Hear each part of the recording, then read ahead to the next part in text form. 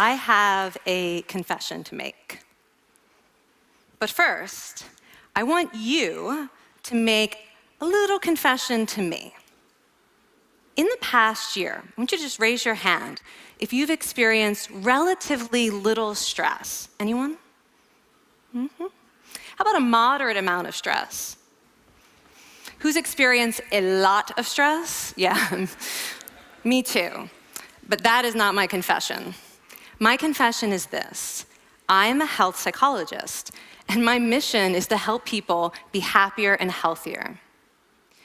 But I fear that something I've been teaching for the last 10 years is doing more harm than good, and it has to do with stress. For years, I've been telling people stress makes you sick. It increases the risk of everything from the common cold to cardiovascular disease. Basically, I've turned stress into the enemy. But I've changed my mind about stress. And today, I want to change yours. Let me start with the study that made me rethink my whole approach to stress. This study tracked 30,000 adults in the United States for 8 years. And they started by asking people, how much stress have you experienced in the last year? They also asked, do you believe that stress is harmful for your health? And then they used public death records to find out who died. Okay, some bad news first. People who experienced a lot of stress in the previous year had a 43% increased risk of dying. But that was only true for the people who also believed that stress is harmful for your health. People who experienced a lot of stress but did not view stress as harmful were no more likely to die. In fact, they had the lowest risk of dying of anyone in the study, including people who had relatively little stress. Now, the researchers estimated that over the 8 years they were tracking deaths, 182,000 Americans died prematurely, not from stress, but from the belief that stress is bad for you. That is over 20,000 deaths a year. Now, if that estimate is correct, that would make believing stress is bad for you the 15th largest cause of death in the United States last year, killing more people than skin cancer, HIV, AIDS, and homicide. You can see why this study freaked me out. Here I've been spending so much energy telling people stress is bad for your health. So this study got me wondering, can changing how you think about stress make you healthier? And here the science says yes. When you change your mind about stress, you can change your body's response to stress. Now, to explain how this works, I want you all to pretend that you are participants in a study designed to stress you out. It's called the social stress test. You come into the laboratory, and you're told you have to give a 5-minute impromptu speech on your personal weaknesses to a panel of expert evaluators sitting right in front of you. And to make sure you feel the pressure, there are bright lights and a camera in your face, kind of like this. And the evaluators have been trained to give you discouraging nonverbal feedback, like this.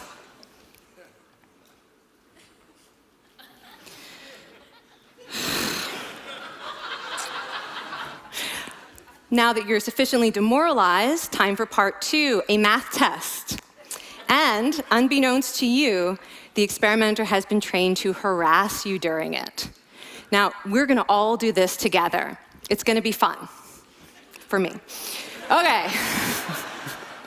I want you all to count backwards from 996 in increments of 7. You're gonna do this out loud as fast as you can, starting with 996. Go.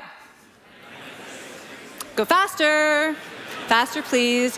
You're going too slow. Stop, stop, stop, stop. That guy made a mistake. We're gonna have to start all over again. You're not very good at this, are you? Okay, so you get the idea. Now, if you were actually in this study, you'd probably be a little stressed out. Your heart might be pounding, you might be breathing faster, maybe breaking out into a sweat. And normally, we interpret these physical changes as anxiety or signs that we aren't coping very well with the pressure. But what if you viewed them instead as signs that your body was energized, was preparing you to meet this challenge? Now, that is exactly what participants were told in a study conducted at Harvard University. Before they went through the social stress test, they were taught to rethink their stress response as helpful. That pounding heart is preparing you for action. If you're breathing faster, it's no problem. It's getting more oxygen to your brain. And participants who learned to view the stress response as helpful for their performance, well, they were less stressed out, less anxious, more confident. But the most fascinating finding to me was how their physical stress response changed. Now, in a typical stress response, your heart rate goes up and your blood vessels constrict like this. And this is one of the reasons that chronic stress is sometimes associated with cardiovascular disease. It's not really healthy to be in this state all the time. But in the study, when participants viewed their stress response as helpful, their blood vessels stayed relaxed like this. Their heart was still pounding, but this is a much healthier cardiovascular profile. It actually looks a lot like what happens in moments of joy and courage. Over a lifetime of stressful experiences, this one biological change could be the difference between a stress-induced heart attack at age 50 and living well into your 90s. And this is really what the new science of stress reveals, that how you think about stress matters. So my goal as a health psychologist has changed. I no longer want to get rid of your stress. I want to make you better at stress. And we just did a little intervention. If you raised your hand and said you'd had a lot of stress in the last year, we could have saved your life. Because hopefully the next time your heart is pounding from stress, you're going to remember this talk, and you're going to think to yourself, this is my body helping me rise to this challenge. And when you view stress in that way, your body believes you, and your stress response becomes healthier. Now, I said I have over a decade of demonizing stress to redeem myself from. So we are going to do one more intervention. I want to tell you about one of the most underappreciated aspects of the stress response. And the idea is this: stress makes you social. To understand this side of stress, we need to talk about a hormone, oxytocin. And I know oxytocin has already gotten as much hype as a hormone can get. It even has its own cute nickname, the cuddle hormone, because it's released when you hug someone. But this is a very small part of what oxytocin is involved in. Oxytocin is a neurohormone. It fine-tunes your brain's social instincts. It primes you to do things that strengthen close relationships. Oxytocin makes you crave physical contact with your friends and family. It enhances your empathy. It even makes you more willing to help and support the people you care about. Some people have even suggested we should snort oxytocin to become more compassionate and caring. But here's what most people don't understand about oxytocin. It's a stress hormone. Your pituitary gland pumps this stuff out as part of the stress response. It's as much a part of your stress response as the adrenaline that makes your heart pound. And when oxytocin is released in the stress response, it is motivating you to seek support. Your biological stress response is nudging you to tell someone how you feel instead of bottling it up. Your stress response wants to make sure you notice when someone else in your life is struggling so that you can support each other. When life is difficult, your stress response wants you to be surrounded by people who care about you. Okay, so how is knowing this side of stress going to make you healthier? Well, oxytocin doesn't only act on your brain, it also acts on your body. And one of its main roles in your body is to protect your cardiovascular system from the effects of stress. It's a natural anti-inflammatory. It also helps your blood vessels stay relaxed during stress. But my favorite effect on the body is actually on the heart. Your heart has receptors for this hormone. And oxytocin helps heart cells regenerate and heal from any stress-induced damage. This stress hormone strengthens your heart. And the cool thing is that all of these physical benefits of oxytocin are enhanced by social contact and social support. So when you reach out to others under stress, either to seek support or to help someone else, you release more of this hormone, your stress response becomes healthier, and you actually recover faster from stress. I find this amazing that your stress response has a built-in mechanism for stress resilience. And that mechanism is human connection. I want to finish by telling you about one more study. And listen up, because this study could also save a life.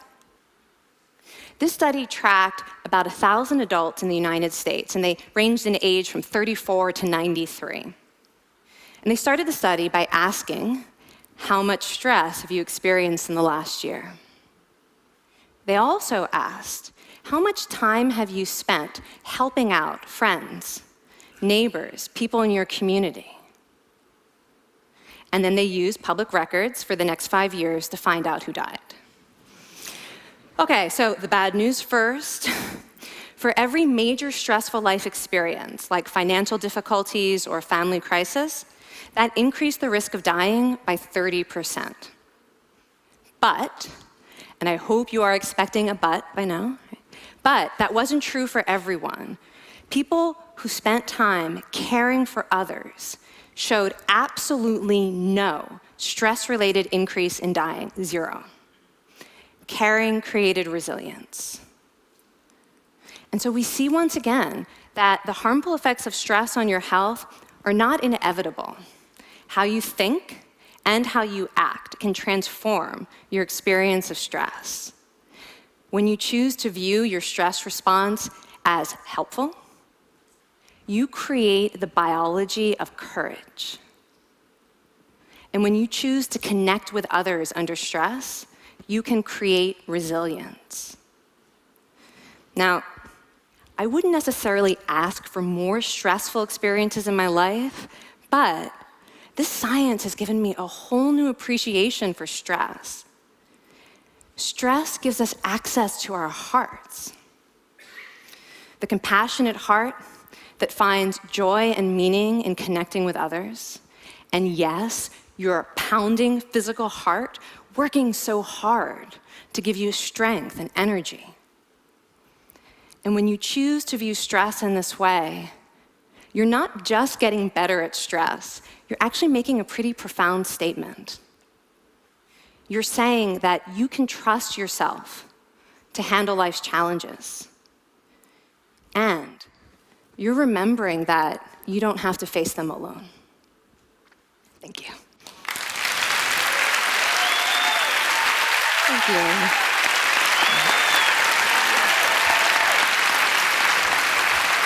I mean, this is kind of amazing what you're telling us. It seems amazing to me that a belief about stress can make so much difference to someone's life expectancy. How would that extend to advice? Like if someone's making a lifestyle choice between, say, a stressful job and a non-stressful job, does it matter that which way they go, that it's equally wise to go for the stressful job so long as you believe that you can handle it in some sense? Yeah, and one thing we know for certain is that chasing meaning is better for your health than trying to avoid discomfort. And so I would say that's really the best way to make decisions, is go after what it is that creates meaning in your life, and then trust yourself to handle the stress that follows. Thank you so much, Kelly. Thank you. It's really cool.